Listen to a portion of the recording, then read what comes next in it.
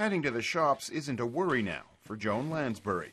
Not so long ago, she lived in a unit where the rent kept rising and her aged pension didn't. Groceries were a luxury, with just $70 a fortnight to spend after the bills were paid. That all changed in this apartment at a lower rent in community housing. You're not living fortnight to fortnight and waiting after a week for your next pension, you know. You can sort of survive. The advocacy group that helped Joan is now under threat due to the uncertainty surrounding homelessness funding. Toon Yung may be one of the last clients they are able to assist. She's in hospital after falling and breaking her leg while shopping. The 75-year-old has been living in a refuge after seeking treatment for a knife wound in her hand.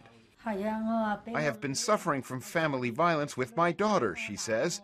She keeps on beating me, sometimes shouts at me, and the last time she even tried to use a knife. For 7 years after being brought from Malaysia by her family, Toon Yung was a virtual prisoner in the family home. She's set to move into her own apartment this week.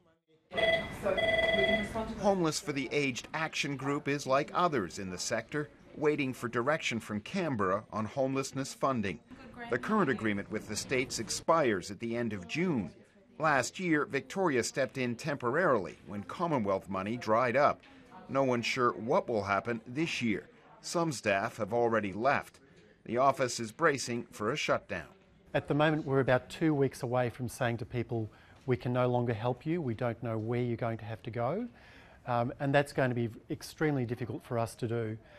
That will mean no more help for seniors like Nev Spencer. Well, this is my unit and I feel extremely lucky to have it. Several years ago, after a successful career, he lost his home, everything, in a family dispute.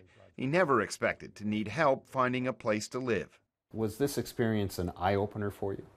It was a life changer for me. I mean, one day you're sort of happily cruising along, life's happy, life's a ball of bed of roses, and bingo, hero to zero.